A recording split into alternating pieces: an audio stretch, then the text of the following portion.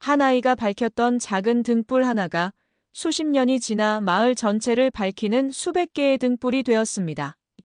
작은 용기가 어떻게 영원히 꺼지지 않는 희망의 불씨가 되는지를 보여주는 감동적인 이야기입니다. 지리산 깊은 품속, 세상의 소음이 감히 넘보지 못하는 곳에 작은 암자 배구남이 있었다. 이름처럼 암자는 늘 흰 구름을 허리에 두르고 속세의 번뇌를 잊은 듯 고요했다. 그곳에는 늙은 스승 해각과 그가 거두어 기른 8살 동자승 도림, 단 두 사람만이 살고 있었다. 도림에게 배구남은 세상의 전부였다. 그는 갓난아기 때 이 암자 앞 낡은 목함에 담겨 발견되었다. 그에게 아비의 얼굴은 해각의 주름진 미소였고 어미의 품은 법당의 은은한 향내였다.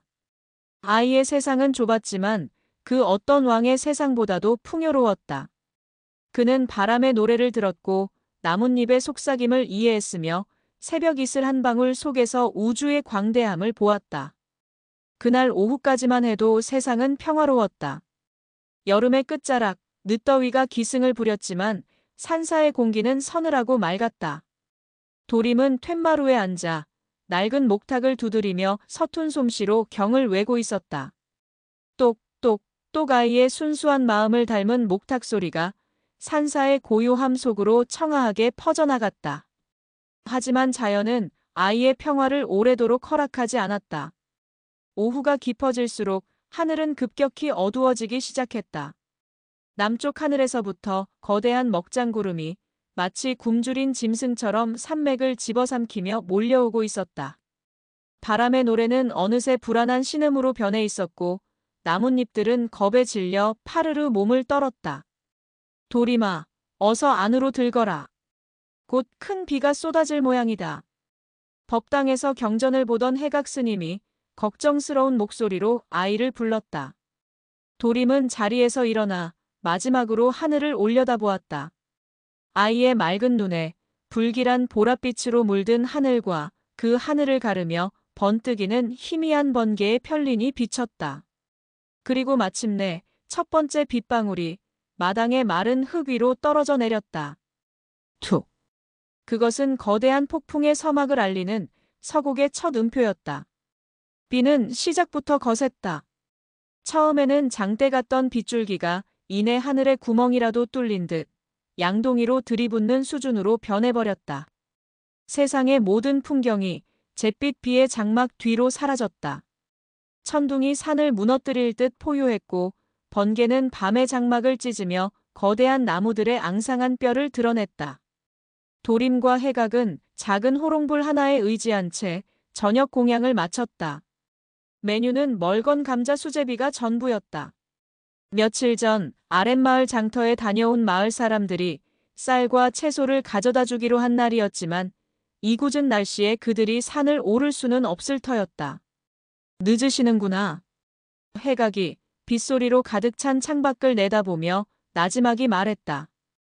그의 목소리에는 단순한 기다림이 아닌 깊은 걱정이 묻어 있었다.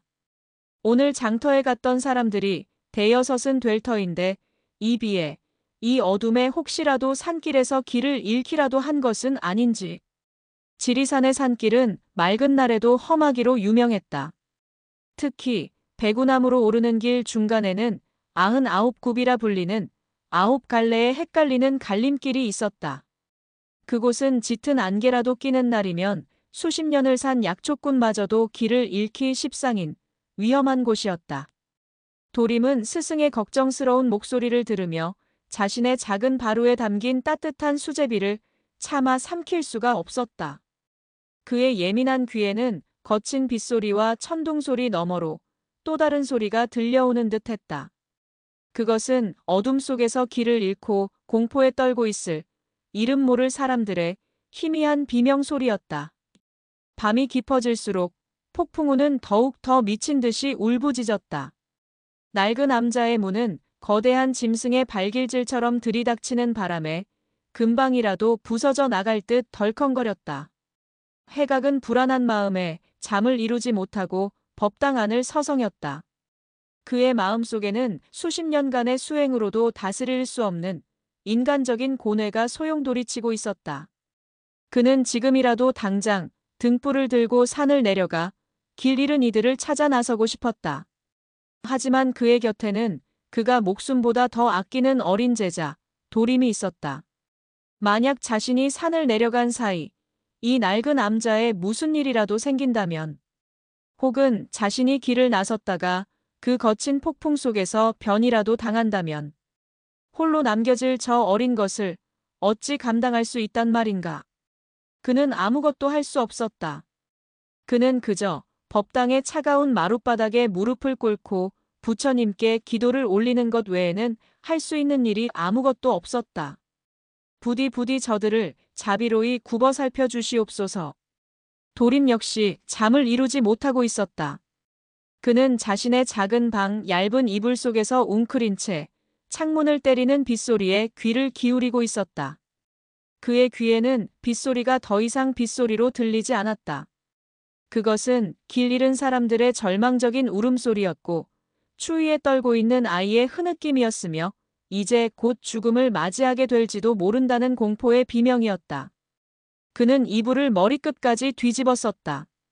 귀를 막아보려 애썼다. 하지만 그 소리는 그의 귓속을 파고들어 그의 심장을 날카롭게 핥히었다. 그는 해각 스님의 가르침을 떠올렸다. 도림아, 진정한 자비란 타인의 고통을 나의 고통처럼 느끼는 것이니라. 지금 도림은 그들의 고통을 온몸으로 느끼고 있었다. 어둠 속에서 떨고 있을 그들의 공포가 마치 자신의 공포처럼 느껴졌다. 이제 곧 꺼져갈지도 모르는 그들의 생명의 불씨가 마치 자신의 심장이 멎는 것처럼 아프게 다가왔다. 내가 무언가를 해야만 해. 아이의 작은 마음 속에서 어떤 단단한 결심이 싹트기 시작했다. 그는 두려웠다. 창밖에 저 미친 듯한 폭풍우가 칠흑 같은 어둠이 너무나도 무서웠다. 하지만 그 두려움보다 더 큰 무언가가 그의 마음을 움직이고 있었다.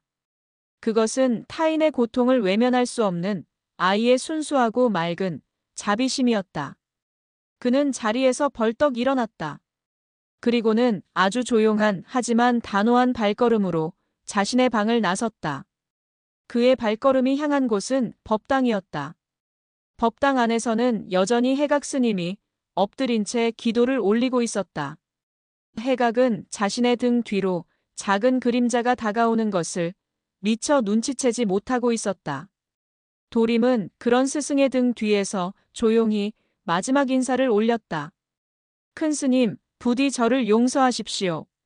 그리고는 부처님께 바치는 공양초가 타오르고 있는 작은 호롱불 앞으로 다가갔다. 그는 자신의 작은 손으로 그 위태롭게 흔들리는 불씨를 바람막이가 씌워진 자신의 작은 등불 안으로 아주 조심스럽게 옮겨 붙였다. 작고 희미한 불꽃. 하지만 그 불꽃은 지금 이 순간 이 세상의 그 어떤 불빛보다도 더 밝고 위대하게 타오를 준비를 하고 있었다. 도림은 자신의 모든 것을 담은 작은 등불을 들고 법당을 빠져나왔다. 그는 자신의 방으로 돌아가 낡은 종이 위에 서툰 솜씨로 마지막 편지를 썼다. 큰 스님께 제가 잠시 길 잃은 사람들을 데리러 다녀오겠습니다. 너무 걱정하지 마십시오. 저는 스님의 제자이니까요. 그는 그 쪽지를 해각 스님이 가장 잘 볼 수 있는 해각의 낡은 목침 위에 조심스럽게 올려놓았다. 그리고는 마지막으로 자신과 스승의 온기가 남아있는 작은 방을 눈에 담았다. 그는 자신의 작은 몸에 두꺼운 솜 누비옷을 껴입고 비를 막을 삿갓을 깊게 눌렀었다. 그리고 자신의 심장처럼 소중한 등불을 품속 깊이 단단히 끌어안았다. 그리고 마침내 그는 굳게 닫힌 암자의 문을 자신의 작은 두 손으로 힘겹게 열어젖혔다. 쏴! 문이 열리는 순간 성난 파도와도 같은 비바람이 그의 작은 몸을 사정없이 후려쳤다. 삿갓이 벗겨져 날아갈 뻔했고 품속의 등불은 금방이라도 꺼져버릴 듯 위태롭게 흔들렸다. 아이는 순간 숨을 멈추었다. 그의 온몸을 원초적인 공포가 차가운 뱀처럼 휘감았다. 돌아가고 싶다. 스님의 따뜻한 품으로 돌아가고 싶다. 바로 그 순간 그의 귓가에 다시 그 소리가 들려왔다. 어둠 속에서 울려 퍼지는 희미한 아기의 울음소리. 길 잃은 영혼들의 절규. 그 소리는 아이의 마음속에 피어오르던 작은 공포를 단숨에 집어삼켜버렸다. 아이는 입술을 깨물었다. 그리고는 칠흑 같은 어둠과 미친 듯이 울부짖는 폭풍 속으로 자신의 작은 첫걸음을 용감하게 내디뎠다. 문이 닫히고 암자 안에는 다시 고요한 정적이 찾아왔다. 가장 작은 불씨는 그렇게 가장 거대한 어둠 속으로 자신의 몸을 던진 것이다. 암자 밖으로 나선 순간 도림은 자신이 상상했던 것보다 훨씬 더 거대하고 잔인한 세상과 마주해야 했다. 산길은 이미 길이 아니었다. 거센 빗줄기는 흙과 돌멩이를 싣고 흐르는 거대한 급류가 되어 아이의 발목을 집어삼킬 듯이 위협했다. 한치 앞도 보이지 않는 어둠 속에서 바람은 날카로운 손톱이 되어 그의 뺨을 핥히었고 천둥은 거인의 발소리가 되어 그의 심장을 짓눌렀다. 하지만 아이의 가장 큰 적은 비바람도 어둠도 아니었다. 그것은 자신의 품속에서 위태롭게 흔들리고 있는 저 작은 등불의 불씨를 지켜내는 것이었다. 바람이 불 때마다 불씨는 마치 실성한 사람처럼 미친 듯이 춤을 추었다.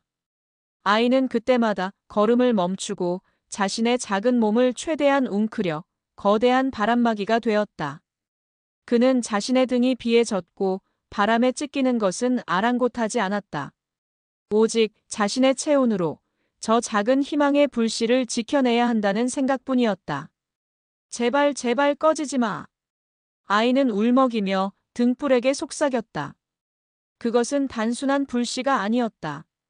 그것은 길 잃은 사람들의 마지막 희망이었고 아이 자신의 용기였으며 그가 지켜내야 할 세상의 모든 것이었다. 미끄러운 지늘길에서 아이는 수십 번을 넘어지고 또 넘어졌다. 무릎이 깨져 피가 흘렀고 온몸은 흙투성이가 되었다.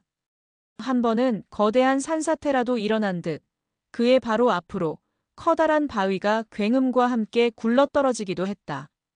하마터면 그 바위 아래에 깔려 흔적도 없이 사라질 뻔한 아찔한 순간이었다. 아이는 너무나도 무서웠다.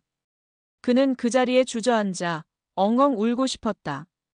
모든 것을 포기하고 다시 따뜻한 암자로 스승님의 품으로 돌아가고 싶었다. 하지만 그는 그럴 수 없었다. 그의 귓가에는 여전히 그들의 목소리가 들리고 있었다. 살려주세요. 아이는 눈물을 닦고 다시 일어섰다. 그의 작은 몸 안에는 그 자신이 알지 못했던 거대한 힘이 솟아나고 있었다. 그것은 타인의 고통을 자신의 고통처럼 여기는 가장 위대하고 순수한 자비의 힘이었다.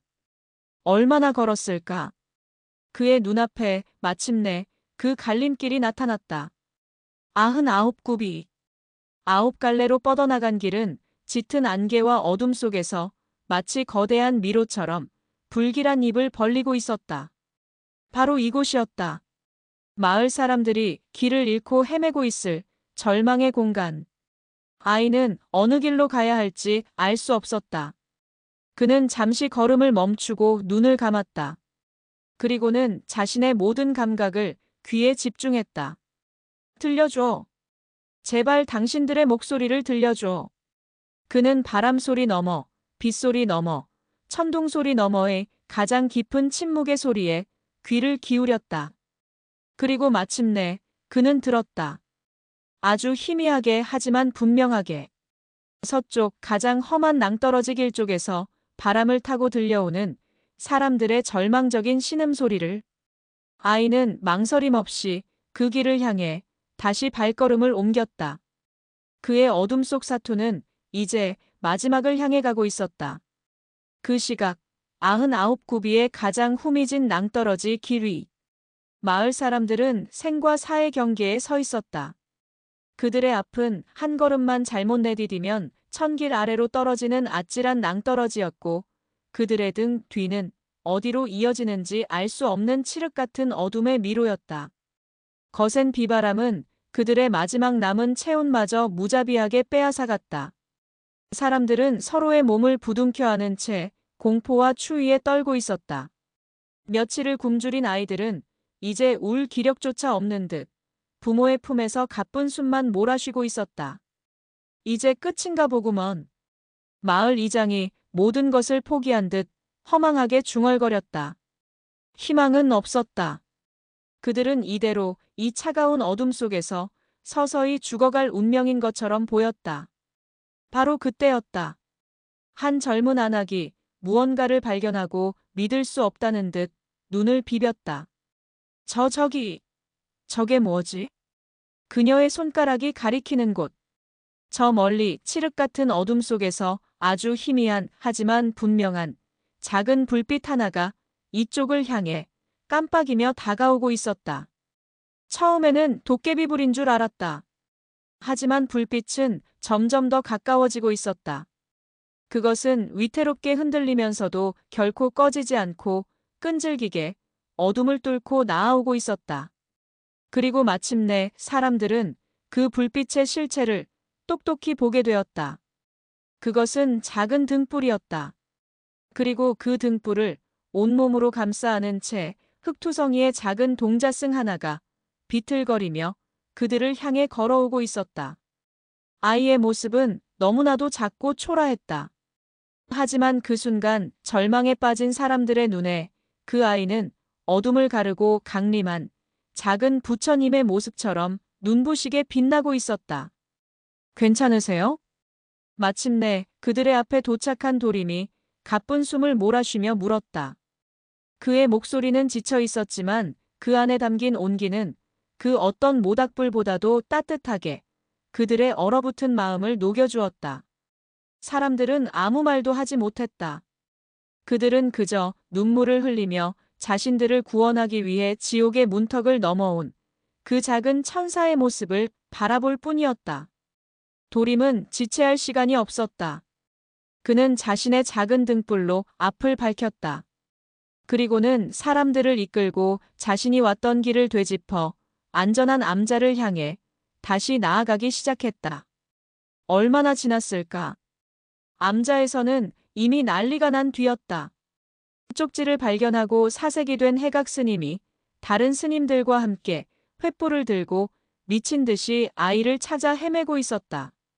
그의 눈에 저 멀리 어둠 속에서 기적처럼 다가오는 작은 불빛과 그 뒤를 따르는 긴 그림자의 행렬이 들어왔다. 해각은 자신의 눈을 의심했다.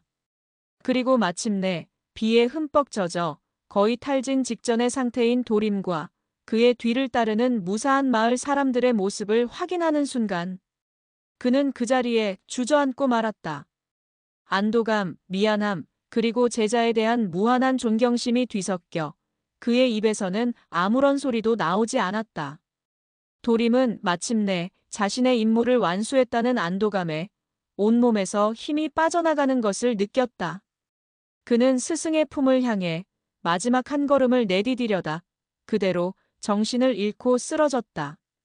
하지만 그의 작은 손은 쓰러지는 마지막 순간까지도 자신의 심장과도 같았던 작은 등불을 꺼뜨리지 않고 꽉 움켜쥐고 있었다. 어둠 속의 등불. 그 작은 불씨는 그렇게 꺼지지 않고 새로운 아침을 밝히고 있었다. 해각 스님은 거의 혼절하듯 쓰러진 도림의 작은 몸을 자신의 마른 팔로 황급히 끌어안았다. 아이의 몸은 쏟아지는 비에 흠뻑 젖어 얼음장처럼 차가웠다. 하지만 아이가 쓰러지는 마지막 순간까지도 놓지 않았던 그 작은 등불만큼은 해각의 손바닥 위에서 기적처럼 여전히 따스한 온기를 내뿜고 있었다. 그것은 지난밤 아이가 자신의 온몸을 던져 지켜낸 세상의 마지막 희망과도 같은 불씨였다. 도림아! 정신 차려라, 이놈아! 제발 눈을 뜨거라! 해각의 절규에 뒤따라온 스님들과 마을 사람들이 흙탕물 속으로 달려왔다. 그들은 더 이상 스님과 속인의 구분이 없었다.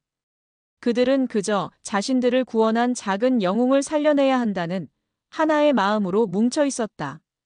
건장한 마을 청년 하나가 도림을 자신의 등에 업었고 사람들은 그를 중심으로 젖은 담요와 옷가지를 겹겹이 둘러싸 아이의 체온이 더는 떨어지지 않도록 필사적으로 애썼다. 작은 암자, 백우남은 그날 밤 창건 이래 가장 분주하고 따뜻한 밤을 맞았다. 스님들은 자신들이 덮고 있던 마지막 이부자리까지 모두 내어와 비에 젖은 마을 사람들을 덮어주었다. 공양간에서는 마지막 남은 쌀과 감자를 모두 넣은 뜨끈한 죽이 솥 가득 끓고 있었다. 아기를 안고 있던 젊은 어미는 따뜻한 아랫목에서 다른 아낙네들이 건네준 따뜻한 미음을 아기에게 먹이고 있었다. 아기는 더 이상 울지 않았다. 며칠 만에 처음으로 맛보는 따뜻한 음식에 아이는 엄마의 품속에서 평화롭게 잠들어 있었다. 그 모든 소란의 중심에 도림이 있었다. 아이는 해각 스님의 방 가장 따뜻한 자리에 눕혀져 있었다. 해각은 밤새 뜬 눈으로 아이의 곁을 지켰다. 그는 자신의 거칠고 투박한 손으로 아이의 젖은 머리카락을 쓸어 넘겨주고 차가운 손발을 자신의 체온으로 녹여주었다. 그의 머릿속에는 수많은 상념들이 폭풍처럼 휘몰아쳤다. 내가 저 아이에게 무엇을 가르쳤던가? 나는 평생을 안전한 법당 안에서 불경을 외고 자비를 설파했다. 하지만 저 아이는 그 어떤 경전에도 나와 있지 않은 가장 위대한 가르침을 자신의 온몸으로 실천하고 있었다. 그는 부끄러웠다. 자신의 얄팍한 지혜와 현실적인 두려움이 한없이 부끄러웠다. 그는 지난밤 법당 안에서 길 잃은 이들을 위해 그저 기도를 올릴 뿐이었다. 하지만 저 아이는 기꺼이 스스로 등불이 되어 어둠 속으로 걸어 들어갔다. 누가 진짜 스승이고 누가 진짜 제자란 말인가? 해각은 잠든 아이의 작은 얼굴을 내려다보며 소리 없이 눈물을 흘렸다. 그것은 한 늙은 스승이 자신의 가장 어린 제자에게 바치는 가장 깊고 진실한 참회의 눈물이었다. 다음 날 아침 도림은 아주 오랜만에 따스하고 푹신한 이불 속에서 눈을 떴다. 밤새 그를 괴롭혔던 폭풍우 소리는 사라지고 그 자리에는 맑은 산새들의 노랫소리가 창문 틈으로 스며들어오고 있었다. 큰 스님. 그의 곁을 밤새 지키고 있던 해각이 그의 목소리에 화들짝 놀라 잠에서 깼다. 일어났느냐 도림아. 몸은 괜찮으냐? 도림은 자신을 걱정스럽게 내려다보는 스승의 얼굴 대신 다급하게 다른 것을 먼저 물었다. 마을 사람들은요? 아기는요? 모두 무사하신 거지요? 자신이 쓰러지는 마지막 순간까지도 그의 마음속에는 온통 다른 사람들에 대한 걱정뿐이었던 것이다. 해각은 더 이상 참지 못하고 아이의 작은 몸을 자신의 품에 와락 끌어안았다. 그래 아가야. 모두 무사하다. 내가 모두를 살렸느니라. 그의 목소리는 뜨거운 눈물에 잠겨 심하게 떨리고 있었다. 그날 오후 몸을 추스른 도림은 해각 스님과 함께 툇마루에 나란히 앉아 있었다. 해각은 간밤의 영웅에게 따뜻한 대추차를 건네며 조용히 물었다. 도림아. 네, 큰 스님. 무섭지 않았느냐? 그 질문에 도림은 잠시 지난밤의 기억을 떠올리는 듯 먼 산을 바라보았다. 무서웠습니다. 아이의 대답은 솔직했다. 비바람 소리는 꼭 귀신이 우는 소리 같았고 어둠은 금방이라도 저를 집어삼킬 것처럼 거대했습니다. 몇 번이고 다시 암자로 도망치고 싶었습니다. 그런데 어찌하여 그런 용기를 내었느냐? 무엇이 너의 발걸음을 멈추지 않게 하였느냐? 도림은 자신의 작은 손을 내려다보며 나지막이 대답했다. 그들의 목소리가 들렸습니다. 목소리라니? 네.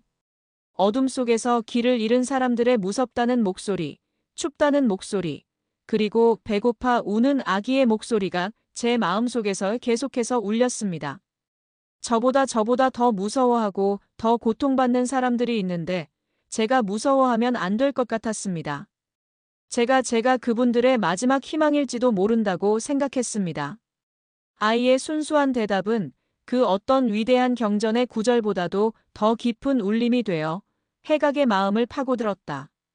해각은 말없이 방으로 들어가 작은 등불 하나를 들고 나왔다. 그것은 지난밤 도림이 들고 나갔던 검댕으로 그을리고 종이가 찢어진 초라한 등불이었다. 그는 등불을 도림의 무릎 위에 조심스럽게 올려놓았다. 도림아, 이 등불은 앞으로 우리 배구남의 가장 큰 보물이 될 것이다. 나는 평생을 법당 안의 거대한 황금 불상 앞에서 수많은 촛불을 켜놓고 기도를 올렸다. 하지만 나는 어젯밤 깨달았다.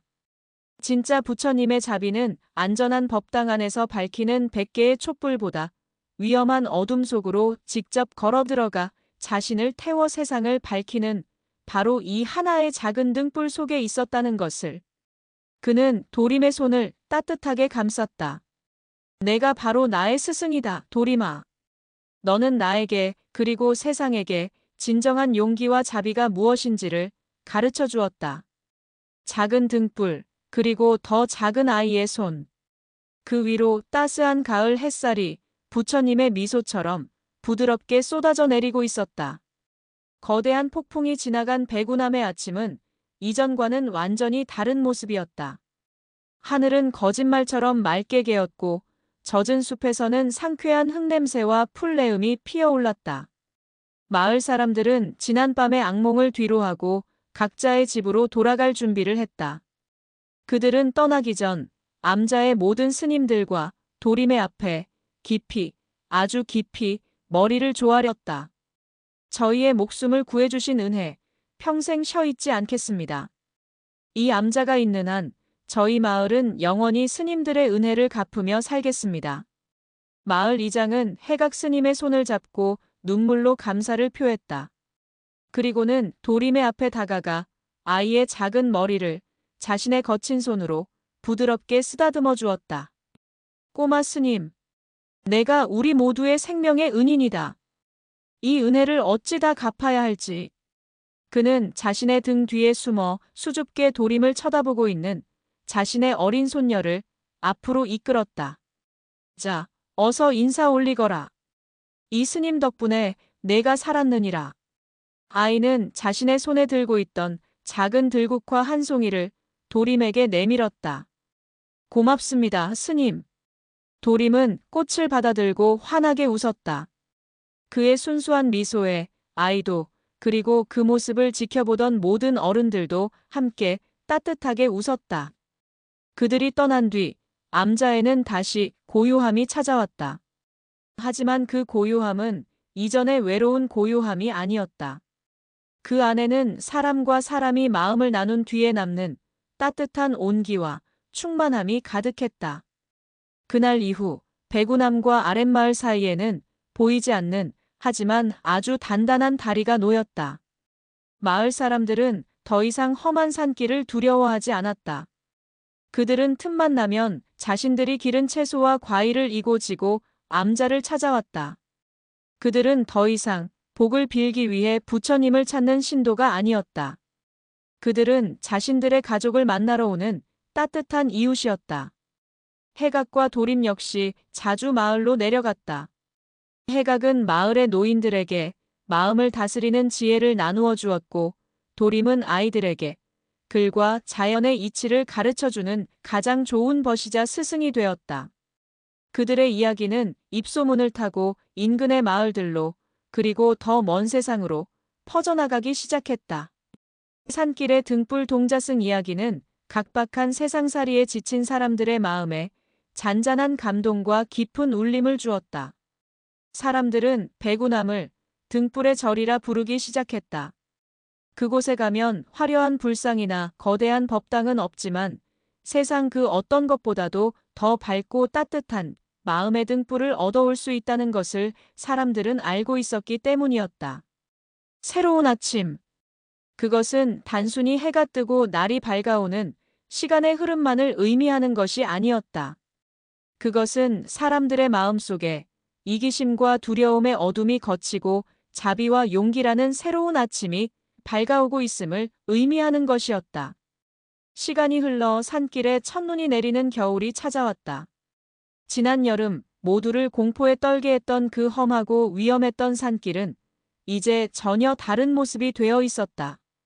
마을 사람들은 그들이 도림에게 약속했던 것을 잊지 않았다. 가을 내내 남자들은 틈만 나면 지게와 연장을 들고 산을 올랐다. 그들은 길을 넓히고 위험한 낭떠러지에는 튼튼한 울타리를 쳤으며 비가 오면 질퍽거리던 지늘길에는 자갈을 깔아 길을 평탄하게 만들었다. 그리고 무엇보다 그들은 길 위에도 등불을 세웠다. 9갈래로 뻗어나간 그 위험천만한 갈림길, 99구비의 한가운데에 그들은 작은 정자를 짓고 그 처마 밑에 커다란 등을 매달았다. 그리고 그들은 스스로 그 등불을 지키는 등불지기가 되었다. 매일 해가 질 무렵이면 마을의 한 집이 순번을 정해 그 길을 올라 등에 불을 밝혔다. 칠흑 같은 산길을 밝히는 그 등불은 단순한 불빛이 아니었다. 그것은 자신들을 위해 기꺼이 희생했던 한 어린아이의 숭고한 마음에 보답하고 다시는 이 길에서 길을 잃는 이가 없도록 하겠다는 마을 사람들의 따뜻하고 굳건한 약속이었다.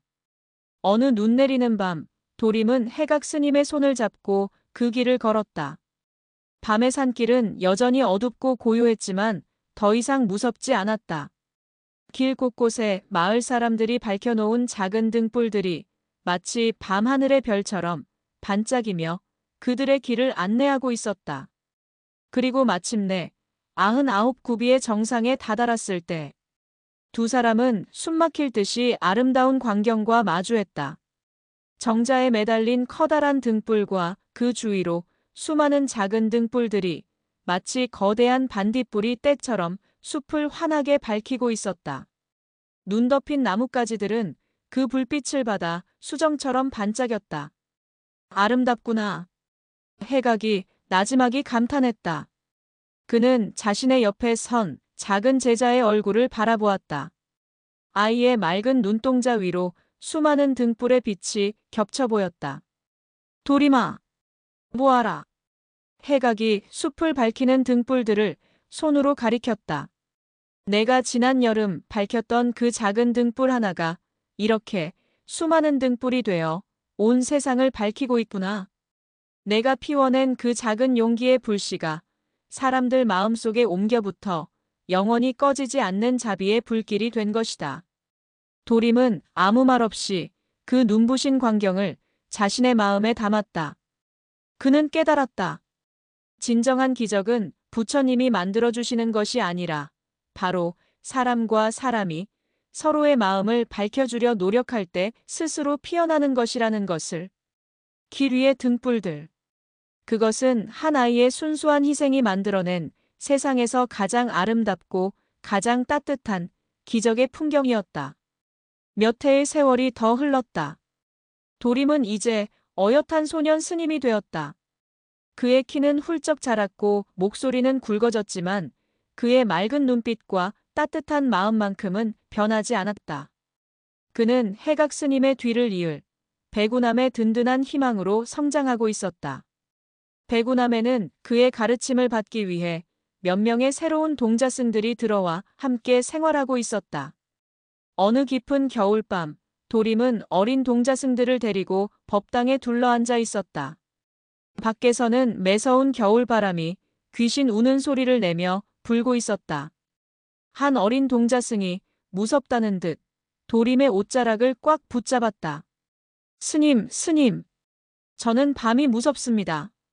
어둠 속에서는 아무것도 보이지 않고 나쁜 귀신이라도 튀어나올 것 같습니다. 그의 말에 다른 동자승들도 저마다 고개를 끄덕이며 동조했다. 도림은 미소를 지으며 그들의 머리를 부드럽게 쓰다듬어 주었다. 그는 법당 구석에 놓여있던 아주 낡고 검댕으로 그을린 작은 종이 등불 하나를 가져왔다. 그것은 몇 해 전 그 폭풍 우 치던 밤 그가 들고 나갔던 바로 그 등불이었다. 해각 스님은 그것을 배구남의 가장 큰 보물로 소중히 간직해오고 있었다. 도림은 등불에 조심스럽게 불을 붙였다. 작고 흔들리는 촛불 하나가 법당의 넓은 어둠을 희미하게 밀어내며 따뜻한 빛의 공간을 만들어냈다. 보아라, 아가들아. 도림이 나지막이 말했다. 이 등불이 우리 곁에 있는 한 저 밖의 어둠은 감히 우리를 집어삼키지 못한단다. 아이들은 신기한 듯 작은 등불을 둘러싸고 그 온기를 쬐었다. 그때 한 동자승이 순진한 목소리로 물었다. 스님, 하지만 이 등불은 너무 작습니다. 저 밖의 세상은 너무나도 넓고 어두운데 고작 이렇게 작은 등불 하나가 저 거대한 어둠을 정말로 이길 수 있나요? 그 질문에 도림은 아주 오랜만에 몇 해 전 해각 스님이 자신에게 해주었던 말을 떠올렸다. 그리고 그는 스승이 자신에게 그랬던 것처럼 아이들에게 미소 지으며 대답했다. 아니, 이 등불이 어둠을 이기는 것이 아니란다. 그는 자신의 가슴에 손을 얹었다. 이 등불을 들고 기꺼이 어둠 속으로 걸어 들어가는 너희들의 그 작고 따뜻한 용기. 그것이 진짜 어둠을 이기는 것이지. 그는 아이들에게 아주 오래전 폭풍우가 몰아치던 어느 밤에 한 작은 동자승에 대한 전설 같은 이야기를 들려주기 시작했다. 그의 이야기는 밤이 깊어가는 줄도 모르고 계속되었다. 아이들은 그의 이야기에 숨을 죽인 채 빠져들었다. 창밖의 거센 바람 소리는 어느새 이야기의 배경음악이 되어 잦아들고 있었다. 그리고 아이들의 마음속에는 이제 더 이상 어둠에 대한 두려움이 없었다. 대신 그 자리에는 그 어떤 어둠 속에서도 결코 꺼지지 않을 작지만 단단한 마음의 등불 하나가 환하게 밝혀지고 있었다. 도림의 이야기는 겨울을 지나 봄이 오고 다시 녹음이 짙어지는 동안 지리산의 바람을 타고 세상 곳곳으로 퍼져나갔다. 그것은 입에서 입으로 전해지는 민담이 되었고 음유 시인이 읊는 노래가 되었으며 아이들을 위한 따뜻한 동화가 되었다. 배구남은 더 이상 잊혀진 작은 암자가 아니었다. 그곳은 어둠 속에서 길을 잃은 이들이 마지막 희망을 찾아 오르는 성지가 되어가고 있었다. 하지만 세상의 모든 이들이 그 이야기를 믿었던 것은 아니었다. 그해 여름, 남원에서 가장 큰 비단방을 운영하는 거상, 박진사라는 자가 있었다. 그는 평생을 오직 돈의 힘과 냉철한 이성만을 믿고 살아온 현실주의자였다. 그의 귀에 들려온 산길의 등불 이야기는 그저 어리석은 민중을 현혹하기 위한 사찰에 계산된 상술처럼 들릴 뿐이었다. 어린 동자승이 폭풍 속에서 등불을 들고 사람을 구해 필시 절간의 늙은 여우가 순진한 아이 하나를 내세워 신도들의 주머니를 털어보려는 속셈이겠지. 그는 자신의 생각이 맞다는 것을 증명하고 저들의 위선을 만천하에 폭로하고 싶었다. 그는 거금의 시주금을 준비하여 마치 독실한 신도인 척 배구남으로 향했다. 그의 계획은 간단했다. 거액의 돈으로 그들의 탐욕을 시험하고 그들이 돈 앞에서 무너지는 추한 모습을 똑똑히 확인하고 돌아오는 것이었다. 그가 배구남에 도착했을 때 그의 눈에 비친 풍경은 생각과는 조금 달랐다. 암자는 여전히 소박했고 스님들의 옷차림은 검소했다. 그는 해각 스님을 만나 자신이 준비해온 두둑한 돈 봉투를 내밀었다. 스님, 소승이 스님과 어린 동자승의 훌륭한 덕망에 깊이 감명받았습니다. 부디 이 작은 정성을 암자를 위해 써주시옵소서. 하지만 해각은 그의 돈 봉투를 받지 않았다. 거사님의 귀한 마음은 감사히 받겠습니다만 저희에게는 차고 넘치는 선물입니다. 진정으로 보시를 원하신다면 저 아래 굶주리는 마을 아이들을 위해 써주시는 것이 부처님의 뜻에 더 가까울 것입니다. 박진사는 당황했다. 그의 예상이 첫 단계부터 빗나가고 있었다. 그는 그곳에서 이야기의 주인공인 도림을 만났다. 도림은 이제 10살 남짓의 소년 스님이 되어 있었다. 아이는 박진사의 화려한 옷차림이나 그가 풍기는 부의 기운에 조금도 주눅 들지 않았다. 스님, 박진사가 시험하듯 물었다. 나는 스님이 한 일이 잘 이해가 가지 않소. 어찌하여 자신의 목숨을 걸고 생전 처음 보는 남들을 위해 그런 무모한 일을 하셨소? 스님께 그들이 대체 무엇이었기에? 도림은 잠시 생각에 잠겼다. 그리고는 아주 맑고 단순한 목소리로 대답했다.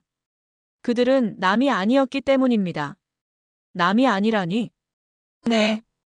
그들은 어둠 속에서 길을 잃은 또 다른 나였습니다. 그들의 두려움은 곧 저의 두려움이었고 그들의 고통은 곧 저의 고통이었습니다. 제가 등불을 들고 나선 것은 그들을 구하기 위함이 아니라 저 자신을 구하기 위함이었습니다. 아이의 깊이 있는 대답에 박진사는 할 말을 잃었다. 그는 평생을 나와 남을 구분하고 남을 짓밟고 일어서는 것을 성공이라 믿고 살아왔다. 하지만 눈앞에 이 작은 아이는 세상 모든 존재가 서로 연결되어 있다는 그 거대하고 자비로운 진리를 너무나도 당연하다는 듯이 말하고 있었다. 그날 저녁 박진사는 산을 내려가지 못했다. 그는 해각의 허락을 받고 암자의 작은 객방에서 하룻밤을 묵기로 했다. 그는 밤새 잠을 이루지 못하고 자신의 삶을 되돌아보았다. 자신이 쌓아올린 부와 명성, 그 빛나는 성공의 이면에 얼마나 많은 이들의 눈물과 희생이 있었던가. 다음 날 새벽 그는 아주 오랜만에 동이 트는 풍경을 보았다. 그리고 자신의 곁에서 작은 빗자루를 들고 묵묵히 마당을 쓸고 있는 도림의 모습을 보았다. 아이의 이마에는 새벽의 찬 공기 속에서 땀방울이 송골송골 맺혀 있었다. 그 순간 박진사는 깨달았다. 진정한 불안 곳간에 쌓아두는 재물이 아니라 저렇게 남을 위해 기꺼이 흘리는 땀방울 속에 있다는 것을. 그는 한양으로 돌아가기 전 자신이 가져왔던 돈 봉투를 마을의 가장 가난한 이들을 위해 써달라며 조용히 해각에게 맡기고 떠났다. 그의 등 뒤로 도림의 맑은 빗질 소리가 마치 그의 번뇌를 쓸어내주는 듯 청아하게 울려 퍼지고 있었다. 몇 해의 세월이 더 흘렀다. 도림은 이제 15살의 늠름한 소년 스님이 되었다. 그의 키는 해각 스님의 어깨를 훌쩍 넘어섰고 그의 얼굴에는 소년의 앳된 티와 함께 깊은 사유의 그늘이 조화롭게 자리 잡고 있었다. 그는 배구남의 실질적인 기둥이자 해각 스님의 가장 든든한 도반이 되어 있었다. 그리고 해각 스님은 이제 자신의 시간이 얼마 남지 않았음을 조용히 예감하고 있었다. 그의 육신은 낡고 쇠약해졌지만 그의 정신은 가을 하늘처럼 그 어느 때보다 맑고 평온했다. 그는 자신의 마지막을 조용히 그리고 아름답게 정리할 준비를 하고 있었다. 그해 가을 단풍이 절정을 이루던 어느 날 해각은 도림을 불렀다. 두 사람은 암자 뒤편 배구남 전체가 한눈에 내려다 보이는 가장 높은 바위 위에 나란히 앉았다. 도림아. 네, 큰 스님. 기억하느냐? 내가 처음 저 산길에 등불을 들고 나섰던 그 밤을. 어찌 잊겠습니까, 스님? 나는 그날 밤 너에게서 가장 큰 가르침을 얻었다. 나는 평생을 법당 안에서 부처님의 자비를 설파했다. 하지만 너는 그날 내 온몸으로 살아있는 자비가 무엇인지를 나에게 보여주었다. 너는 나의 제자였지만 동시에 나의 가장 위대한 스승이었다. 해각은 기침을 몇 번 하더니 자신의 품속에서 낡고 해진 작은 나무 상자 하나를 꺼냈다. 그 안에는 그가 평생을 간직해온 배구남의 작은 법맥을 상징하는 오래된 목탁과 염주가 들어 있었다. 이제 이것들을 너에게 물려줄 때가 된 것 같구나. 그는 도림의 손 위에 목탁과 염주를 조심스럽게 올려놓았다. 그것은 배구남의 미래를 그의 어린 제자의 어깨 위에 온전히 맡긴다는 무겁고도 신성한 의식이었다. 스님, 어찌 그런? 저는 아직 너무나도 부족합니다. 도림이 눈물을 글썽이며 그것을 물리려 했다. 하지만 해각은 그의 손을 따뜻하게 감쌌다. 아니다, 도림아. 너는 이미 나를 뛰어넘었다. 그러니 부디 나의 마지막 길을 편안하게 지켜봐다오. 그것이 내가 스승에게 해줄 수 있는 마지막 효도이니라. 며칠 뒤 해각 스님은 단풍잎이 비처럼 쏟아지는 아름다운 가을날, 자신이 가장 아꼈던 툇마루에 앉아 조용히 열반에 들었다. 그는 마치 깊은 잠에 빠져들 듯 평온하고 미소 띤 얼굴이었다. 그의 마지막 시선은 저 멀리 마을 사람들이 밝혀놓은 산길의 등불들을 향하고 있었다. 스승의 마지막 가는 길. 도림은 울지 않았다. 그는 스승의 가르침대로 슬픔 대신 감사와 존경의 마음으로 그의 마지막을 배웅했다. 그는 스승의 유언에 따라 그의 유해를 다비하여 한 줌의 재로 만들었다. 그리고 그 재를 백우남에서 가장 햇살이 잘 드는 작은 차밭에 고이 뿌려주었다. 스승의 몸은 이제 흙으로 돌아가 찻잎의 양분이 될 것이고 그의 가르침은 따뜻한 찬물이 되어 백운사를 찾는 모든 이들의 마음을 영원히 적셔줄 터였다. 해각 스님이 떠난 뒤 도림은 백운함의 새로운 주지가 되었다. 그는 너무나도 젊었지만 그 누구도 그의 자격을 의심하지 않았다.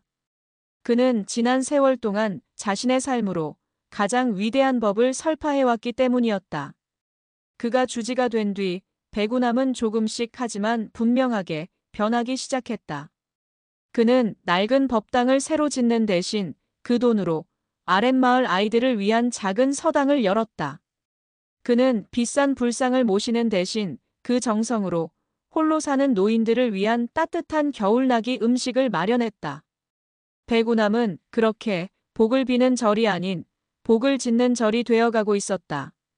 그리고 그 중심에는 언제나 묵묵히 땀 흘리는 젊은 주지 도림이 있었다. 그의 이야기는 이제 전설이 되어 더 넓은 세상으로 퍼져나갔다. 백운함은 이제 빛의 암자라 불렸다. 삶의 어둠 속에서 길을 잃고 헤매는 수많은 사람들이 그 작은 빛을 찾아 험한 산길을 올라왔다. 그들은 사업에 실패하여 모든 것을 잃은 상인, 사랑하는 이를 잃고 슬픔에 잠긴 과부, 그리고 삶의 의미를 찾지 못해 방황하는 젊은이들이었다. 도림은 그들 모두를 따뜻하게 맞았다. 그는 그들에게 어려운 경전 구절을 설법하지 않았다. 대신 그는 그들의 손에 작은 등불 하나씩을 쥐어주었다. 어둡고 무서우시지요. 그가 나지막이 말했다. 괜찮습니다. 누구나 인생의 밤길을 걷다 보면 길을 잃고 헤맬 때가 있는 법입니다. 중요한 것은 그 어둠 속에 주저앉지 않는 것입니다. 그는 그들에게 아주 오래전 폭풍우가 몰아치던 어느 밤에 한 작은 동자승에 대한 이야기를 들려주었다. 그 아이가 그 끔찍한 어둠을 이겨낼 수 있었던 것은 그 아이가 특별히 용감해서가 아니었습니다. 그것은 저 어딘가에 자신보다 더 어둠 속에서 떨고 있을 누군가를 생각했기 때문입니다. 그는 찾아온 이들의 지친 눈을 따뜻하게 바라보았다. 여러분의 마음속에도 저마다 작은 등불 하나씩이 있습니다. 하지만 그 등불은 자기 자신만을 비출 때에는 금방 꺼져버리고 맙니다. 하지만 그 등불을 들고 기꺼이 나보다 더 어두운 곳에 있는 누군가를 위해 발걸음을 옮길 때 그 작은 불씨는 영원히 꺼지지 않는 위대한 횃불이 될 것입니다. 그의 이야기에 사람들은 눈물을 흘렸다.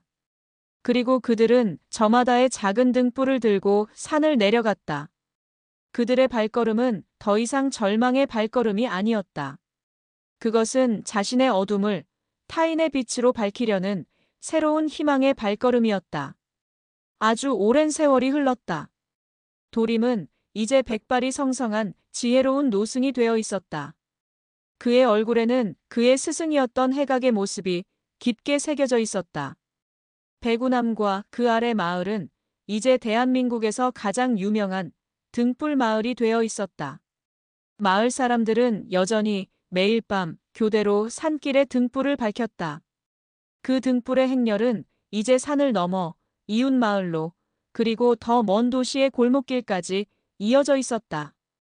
사람들은 그 빛을 따라 서로의 안부를 묻고 서로의 슬픔을 나누었다. 한 아이의 작은 용기에서 시작된 불씨는 그렇게 세상을 밝히는 거대한 강물이 되어 흐르고 또 흐르고 있었다. 어느 깊은 겨울밤, 그 해의 첫눈이 한방눈이 되어 쏟아지던 밤이었다. 배구남에는 또다시 거대한 폭설로 인해 수십 명의 나그네들이 길을 잃고 고립되었다. 수십 년 전, 그날 밤처럼. 늙은 도림은 젊은 시절의 해각이 그랬던 것처럼 불안한 마음으로 밤새 잠을 이루지 못하고 있었다. 바로 그때 암자의 가장 어린 7살의 동자승 하나가 그의 방문을 조심스럽게 두드렸다. 큰 스님, 무슨 일이냐? 저 아랫마을에 오늘 아이를 낳은 산모가 있다고 들었습니다. 이 눈보라 속엔 땔감도 먹을 것도 다 떨어졌다고 합니다. 도림은 아무 말 없이 아이를 바라보았다. 아이의 눈빛은 수십 년 전 자신의 어렸을 적 모습처럼 맑고 당차게 빛나고 있었다. 아이는 자신의 작은 등불을 조심스럽게 들어보였다. 큰 스님, 제가 잠시 다녀와도 되겠습니까? 그 순간 도림의 눈에서 뜨거운 눈물 한 방울이 흘러내렸다. 그는 아이를 자신의 품에 꼭 끌어안았다. 그래, 다녀오너라. 그는 아이의 등을 따뜻하게 두드려 주었다. 너는 나의 가장 자랑스러운 제자이니라. 어린 동자승은 스승의 품을 벗어나 작은 등불을 들고 망설임 없이 눈보라가 휘몰아치는 어둠 속으로 걸어나갔다. 도림은 그 작은 불빛이 칠흑 같은 어둠 속으로 완전히 사라질 때까지 그 자리에서 말없이 지켜보고 있었다. 그는 알았다.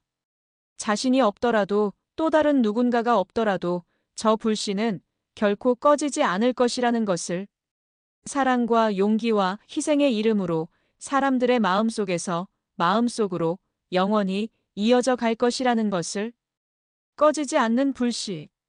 그것은 한 작은 동자승이 온 생을 바쳐 세상에 남긴 가장 위대하고 가장 눈부신 유산이었다.